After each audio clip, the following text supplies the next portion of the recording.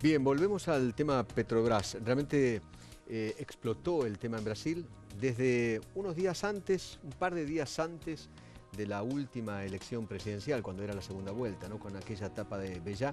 Y en las últimas horas aparecieron notas, investigaciones especiales de Fuera do São Paulo, donde aparecen, bueno, arrepentidos, hay escuchas telefónicas que comprometen fuertemente a directivos de Petrobras Brasil y también a empresarios brasileros y argentinos. Y entre los argentinos está la empresa Techin y Skanska. Rubens Valente es periodista allí en Brasil. Rubens, ¿qué tal? Buenas tardes. Feynman te habla en Buenos Aires. Un gusto. Buenas tardes. ¿Qué tal, Rubens?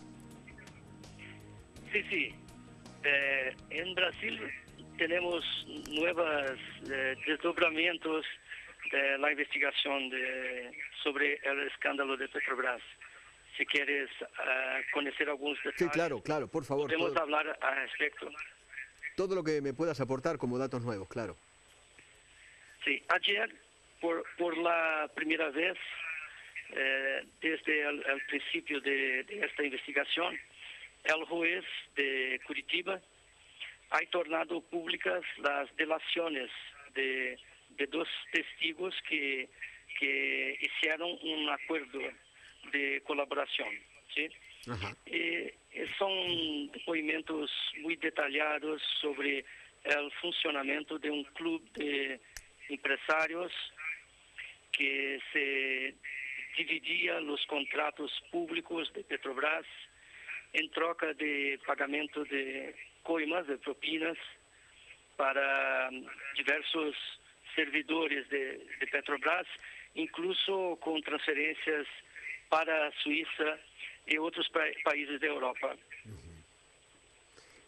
Contame, Rubens, ¿se sabe cómo era la maniobra entre empresarios, entre ellos los de Techin y la Petrobras?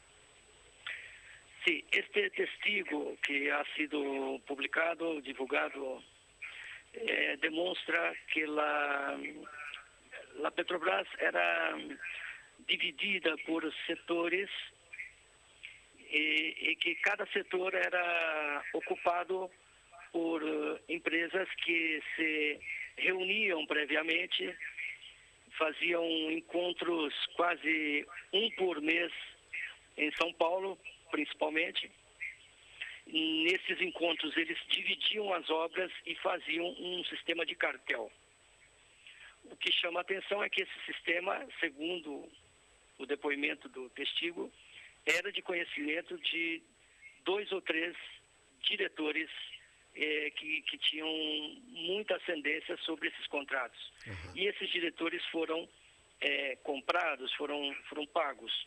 E em apenas um caso, para que tenhamos ideia da dimensão desse escândalo, em apenas um caso, um dos diretores se comprometeu a entregar 100 milhões de dólares, se comprometeu a devolver aos cofres públicos. A devolver?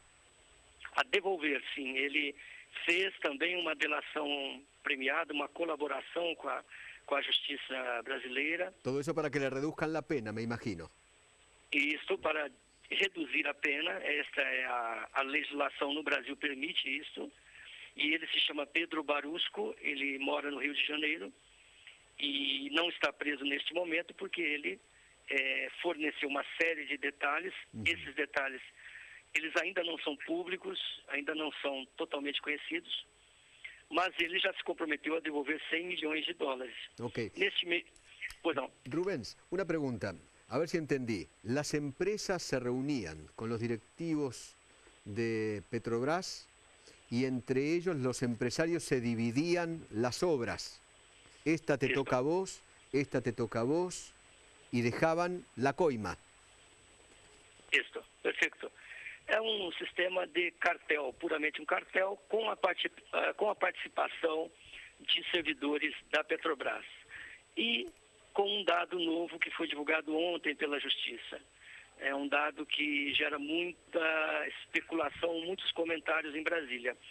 Segundo esse empresário, parte do dinheiro da propina foi paga ao Partido dos Trabalhadores na forma de uma doação partidária. Ou seja, esse valor foi contabilizado no caixa do Partido dos Trabalhadores em Brasília. Ajá. O sea, el empresario le daba coima al titular de Petrobras o al empleado de Petrobras y una propina también, una coima, al PT, al Partido de los Trabajadores. Sim, ele disse que ele pagava esta coima de 3 maneiras, ele disse. Uma parte no exterior, por meio de remessas eletrônicas de bancos. En el exterior. Ou no exterior. Outra parte, ele sacava em dinheiro e distribuía em espécie aqui no Brasil. Então, são malas de dinheiro, segundo ele.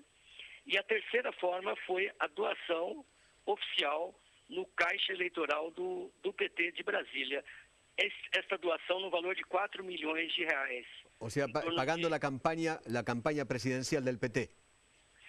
Há uma discussão sobre isso. Quer dizer, a doação era feita para o partido. Aqui no Brasil existe o caixa do partido e o caixa da campanha. Eles são diferentes. Ok. Embora os recursos do partido possam ser usados na campanha. Mas, tecnicamente, na declaração à Justiça Eleitoral, o partido faz essa divisão. Sí. Então, neste caso, a doação foi para o partido e não para o caixa da campanha. Rubens, ¿y cómo aparece el nombre de la firma Techin? Muito bem. Nesses depoimentos, novamente, eles citam a Techin como uma das participantes desse clube, que ele estimou em 14 membros fixos, e mais 6 membros que eram invitados a participar momentaneamente. A ver si entendí, Rubén, perdón. ¿El club ese de las empresas tenía 14 miembros? Sí, fijos. Fijos. ¿Y Techin qué era? ¿Fijo? Segundo ele, fijo, era dos miembros fijos. Techin era uno del club de los 14, de los 14 corruptos que ponían la plata, que pagaban la coima. Ele disse que todas as empresas faziam o mesmo, mas não detalhou o que cada uma das outras fez exatamente. Ele detalhou o que ele fez como um membro do grupo. Ok. ¿Y aparecen nombres y apellidos de la empresa Techin o no? Sim, ele cita o nome da Techin 2 vezes.